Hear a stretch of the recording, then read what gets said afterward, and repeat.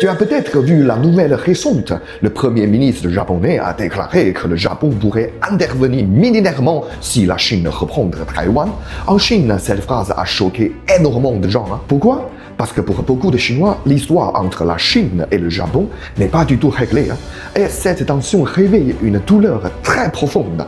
Aujourd'hui, je t'explique pourquoi les Chinois détestent encore le Japon et pourquoi cette blessure réagit encore au moindre geste politique. Le premier, 1937 à 1945, une lutte pour survivre. Pendant la Seconde Guerre mondiale, le Japon a envahi la Chine.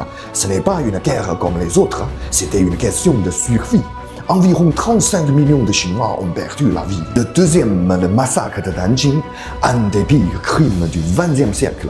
En 1937, plus de 300 000 civils ont été massacrés.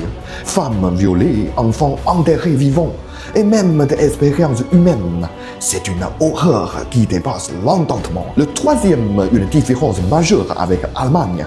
Après l'Holocauste, l'Allemagne a reconnu ses crimes, présenté des excuses, construire des mémoriaux.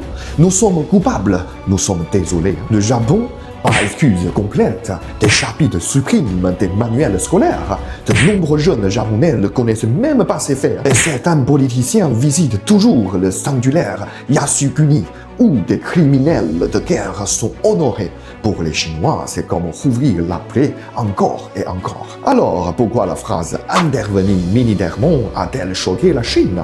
Parce que pour beaucoup de Chinois, ce n'est pas juste de la géopolitique, c'est un rappel direct d'un passé sanglant. Quand un dirigeant japonais parle de militaire, beaucoup de Chinois entendent « on est prêt à recommencer ». Je partage cette histoire non pas pour créer de la haine, mais pour expliquer pourquoi la relation sino-japonaise reste si fragile aujourd'hui. Et toi, tu connaissais cette histoire? Dis-le-moi en commentaire, mets un like et abonne-toi pour mieux comprendre la Chine réelle. Allez, ciao!